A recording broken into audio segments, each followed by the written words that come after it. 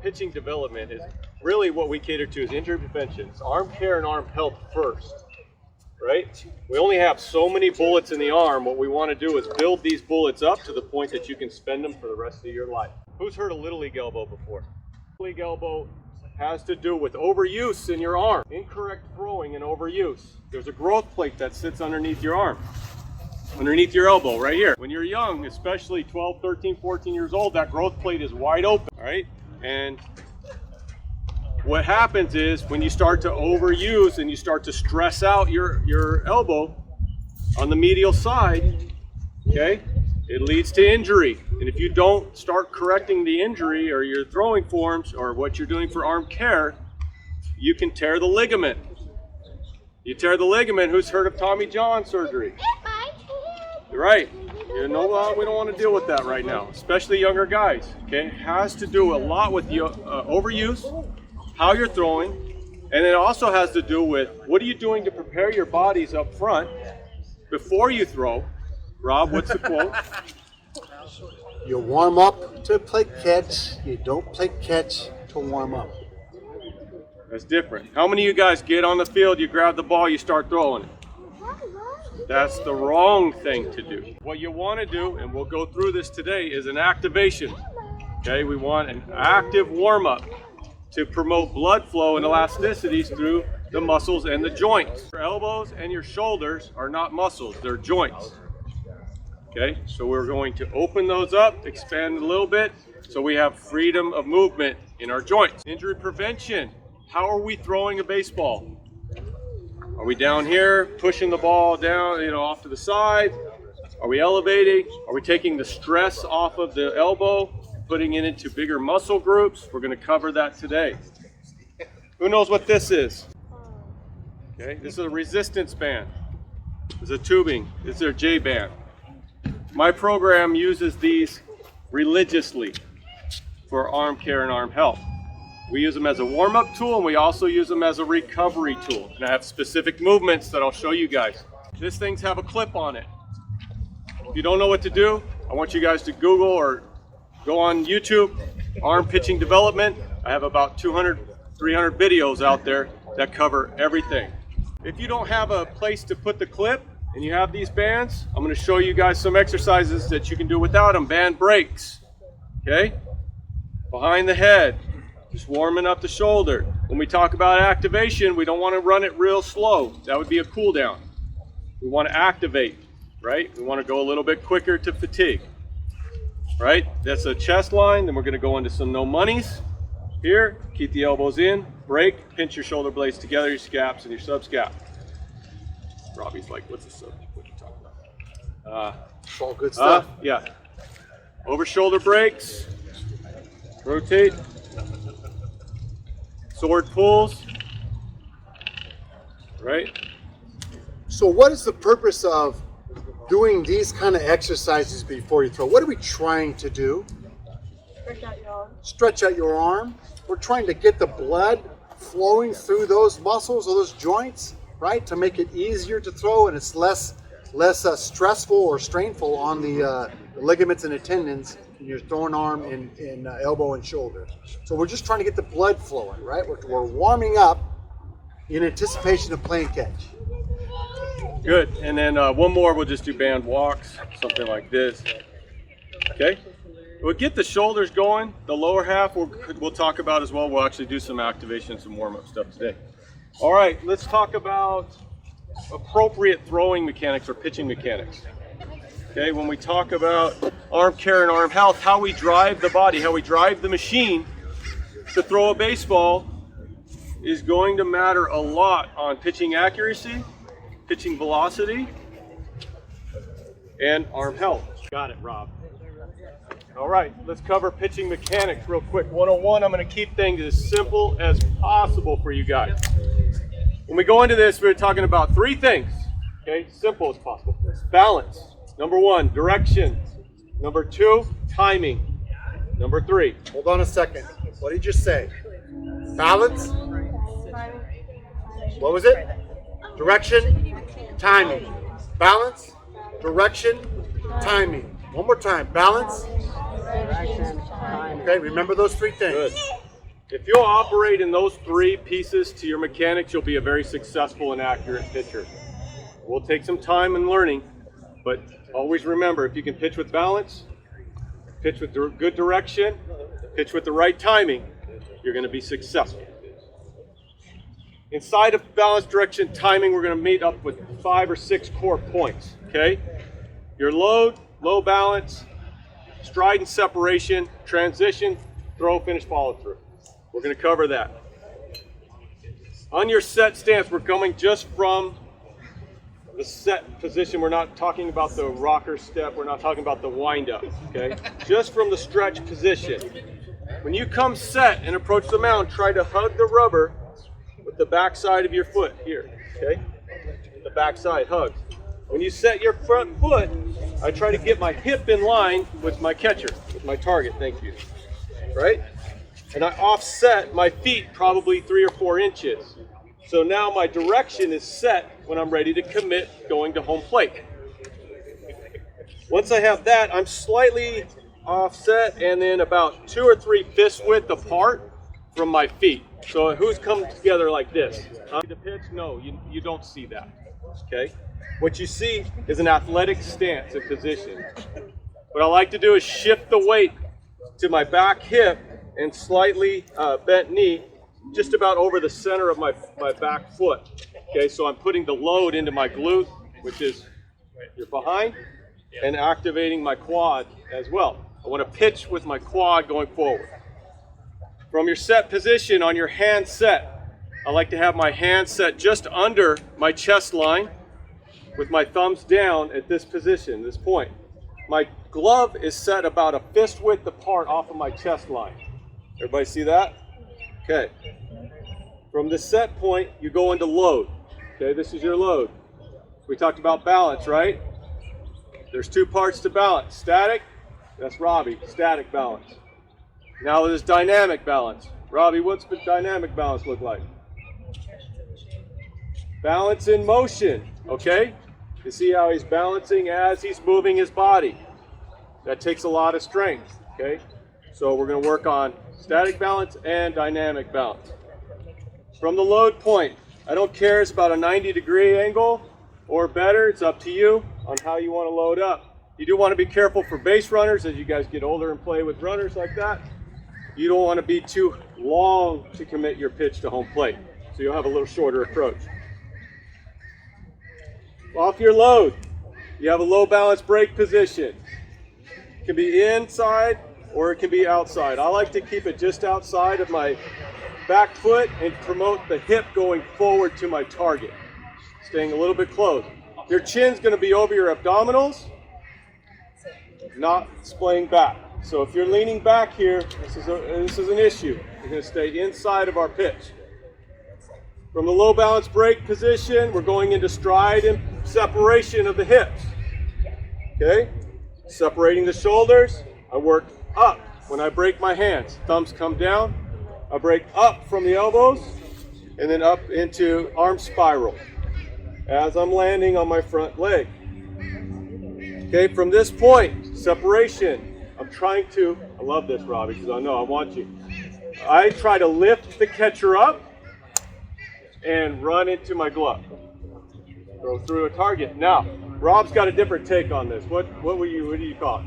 So, first of all, do we throw the ball with 1 arm or 2? Question, that's a question. 1 arm, raise your hand. 2 arms, raise your hand. Let me ask you this. When we swim with 1 arm or 2? Yeah. What are we trying to do when we swim? We're trying to gain ground, yes? Same concept with throwing. We throw the ball with 2 arms. I'm trying to gain ground. So for me, in relation to where he's talking about with mechanics, is I want to use this glove side, my lead arm, as my point, sense of direction. I'm trying to throw the ball to home plate, but I'm going to actually do that with my lead arm or my glove arm as much or more so than I am with my throwing arm. What I want to do is, to answer your question, is I'm going to think about just reaching out and grabbing the hat off of my catcher or my partner and squeezing and pulling it back. There you go. So if, right here with the giant set, if you're my target, I'm gonna reach, grab that hat, pull and throw. As opposed to no lead arm and just throwing with one arm. I throw the ball with two arms, not one arm. Make sense? Throw the ball with two arms, not one. Excellent. Good job, Rob. So now we're at stride and separation position here. Lifting up through the elbows off of our break line, breaking upward into arm spiral. When I land, I'm about a 120 on my front leg, looking for vertical shin. And then we're going to go into hip rotation, okay? Rotating the back hip, getting extended. Now, from this point, I like to be square with my target, right? When Rob was talking about his two arms, you didn't see him swing around. We talked about direction. When we want to pitch directionally sufficient, we want the eyes, the chin, the chest, everything running through our target as best as possible as we're going into pull down. Okay? So keep everything as square when you're pitching as best as possible. Once we go into transition, we're going to extend, throw through. You'll see the extension of my release point's about a foot or two over my front toe. Everybody see that? The other thing to note is look at my back leg. It's not falling down. I'm not taking my kinetic energy and shutting it into the ground. I want all my energy going through the catcher. Stop. Sorry, real quick, put that back up there. I just want to emphasize one thing. Very, very important. Look, when I'm releasing this ball, it's out over this front foot. I'm not releasing it behind the front foot. I'm getting out over my front foot and releasing the ball. Got that? So some of you that are striding and you're throwing it behind your front foot, right? There's more there. You can throw harder, faster, with more accuracy if I get out front of my toe. Got it? Release is out over your toe. That make sense? Yeah. Okay. Who's heard the tall? Stay behind your pitch. Stay behind your ball. Okay, that talks about the chest staying behind and the arm gets out front. The arm goes first, the chest follows the arm. The eyes follow the arm, the chin follows the arm. Okay? Once we get through the transition, the throw, then we're going to go into follow through. That's when we release the chain after we've thrown the ball. You can shut it down off to the side. You can get through it a little heavier. It's entirely up to you. What we do want to do is try to go into a pronation and shoulder the load to the back side of your shoulder versus into your elbow or the anterior shoulder, which is the front shoulder. Sorry, Joe. Just want to make You're sure you good. get a ball here. So on the mechanics, balance, direction, and timing are extremely important. Timing, direction, has to do with where am I going with my body? Am I going in a straight line? Timing, if something's broke here and I'm not at the right time, at the right moment, my pitch is going to fail. I'm not going to be very accurate. So I want the timing of the release point to be at my target, just like Coach Rob was saying earlier, out front. Eyes up, see where you're wanting to throw the ball to. Left side, direction matters. What are we doing? Balance, direction, and timing. Okay? So that's simplified mechanics for you guys in a nutshell. Let's talk about some pitch grips, Rob. Sure. So I got 4 pitch grips for this age group that I feel are safe and effective for you guys to use at this point. I operate under a 60% rule. Okay? Once you learn a 4-seam fastball, which we're going to cover the grip, and you can throw that for 60% strikes, you can learn your 2-seam fastball. 60% strikes, we start working on a changeup. 60% strikes, we start working on our sinker. Well, Coach, what about a curveball? Whoa, that's right. We mentioned 4 pitches and he hadn't mentioned a curveball yet. What about curveballs? Everybody here throw a curveball? Yeah. Huh?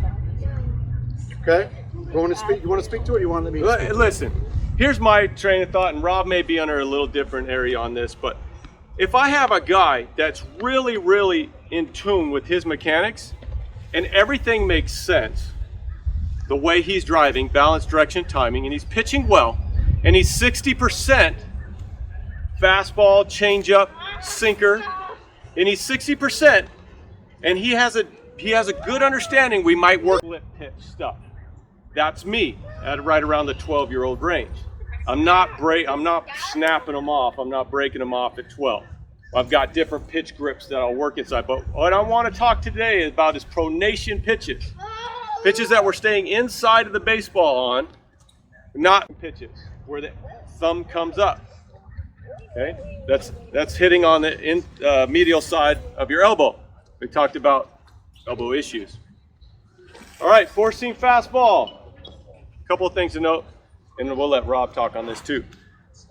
On the four-seam fastball, working on the horseshoes of the baseball, I like to take the creases of my fingers, put them on the seam. Now, important thing to note is the thumb placement. My thumb is splitting my fingers in half. I'm staying underneath the baseball. Who throws their thumb up off to the side? Who's seen that before? Little hands sometimes will hold the ball and be off to the side. That promotes a cut pitch because when I release my lock, now I have to turn it this way instead of being able to release it forward. So we're going to work on it. Hey, let's go four-seam fastball, right, Rob? Yes. What else are we missing on the four-seam? Four-seam fastball. Look at, why do they call it a four-seam fastball? Because you have 4 fingers on the first seam. Okay, that's a good guess. He says he got 4 fingers on the same seam. No, I got the same fingers on the seam as you I can do my see 4 two-seam. seams. What's that? Because you're crossing 4 seams. You're real close. You are crossing 2 seams, but guess what? When you throw that ball on a 4-seam grip, which is across the horseshoes, and I release that thing properly, which is top back of the ball, I've got 1, 2, 3, 4 seams that spin on the same plane. All 4 seams go in the same direction. Much like if I'm in the snow and my dad puts it in 4-wheel drive, right? I got 4 wheels all working together.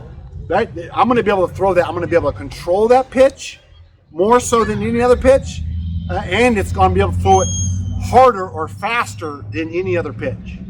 Okay? So first and foremost, the first pitch that we learn how to throw until we get the 60% numbers that he's talking about is the 4-seam fastball. Why is it a 4-seam? Because we got 4 seams that spin on the same plane. Make sense? Okay? Got lots of horseshoes on there. Just got to make sure that you're getting across the horseshoes. Yep, find it. Okay? Find it. All right, next, 2-seam fastball. For me, you find the 2 seams, right? See them?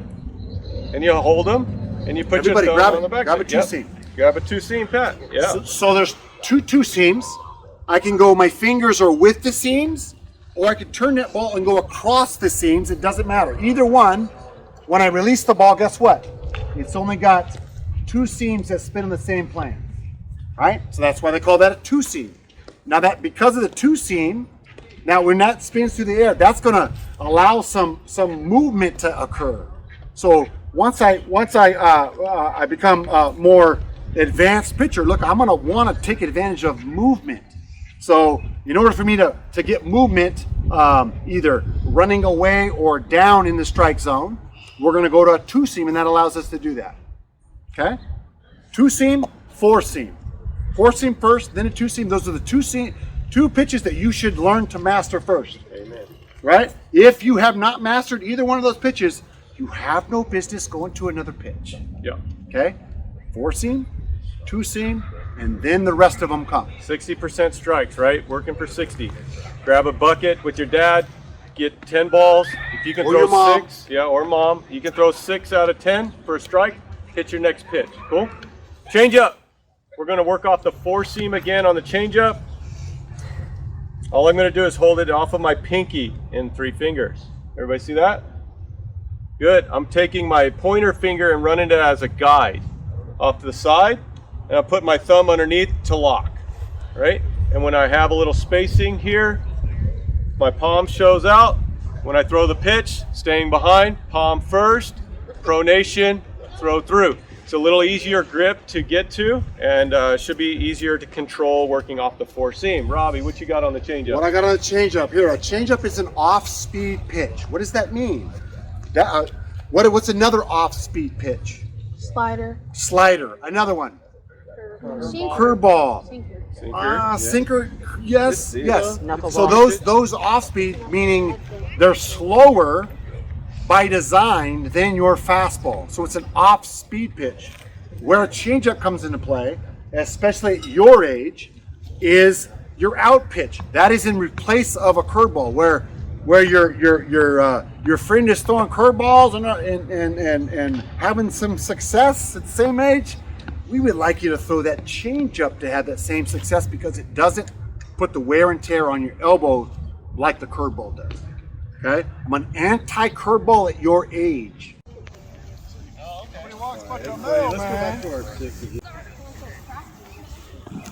Robbie's awesome, isn't he?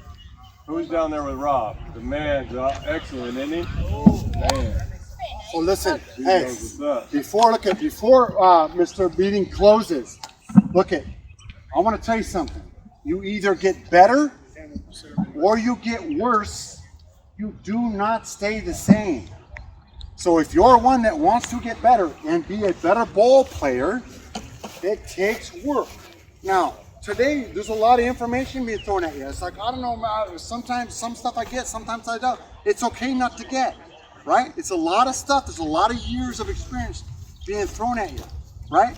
The objective, or what matters most, is do you want to get better, right? And are you willing to put in a little extra work to make that happen?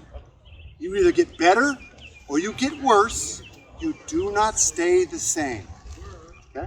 All right. That's a good point. Listen, what do we do after we throw a baseball? A little bit of stretching, recovery we called it, right? Okay, I'm going to take you through a couple of recovery drills. I think I want to ask you guys this: how's everybody's arm feeling? Pretty good? Yeah, I want to keep your arms feeling good for the rest of your lives, hopefully, right? Okay, who wants to learn a couple of recovery movements? All right.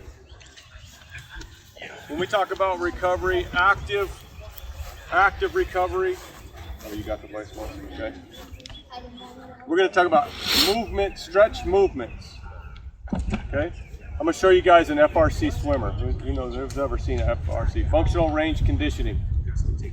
Everybody stand up. Okay. This is my gift to you. Functional range conditioning, shoulder swimmer. Everybody try this now. Eyes up, no gloves. No need of gloves. All right, here we go. With your throwing arm, go to handshake. All right? Now, I want you to overextend your shoulders. Reach for the handshake, but keep your shoulders back. All right? Now, I want you to lift straight up to your ear and hold. Okay? Tight, just along your ear. Now, I want you to turn your thumb towards me. Okay. Now, I want you to reverse the handshake backwards without moving your shoulder. Just reach behind you. Yep. Right? Backwards handshake. Okay. Now, we're going to turn our pinky in and bring it to our hip. All right, now, once we've done that, we have to reverse this. I know, right? It's going to be tough. So now we got to go reverse hand. All right, now we got to go up and rotate the thumb forward, and then back to handshake. Feel the stretch? All right, you feel the stretch? Well, you didn't do it right, probably. I did. All right, let's do 3 more of those. 3 more of those at this point, and then we'll call it wrap. You can answer any questions or anything, okay? There you go. 3 more. You guys try it on your own. Man, thank you guys so much for checking out the video today. I really appreciate that. Hey, for more pitching tips, drills, exercises, and workouts, don't forget to hit the subscribe button for me. And also, if you like the content we shoot here, go ahead and give this a thumbs up. And until I shoot the next video, I look forward to seeing you next time.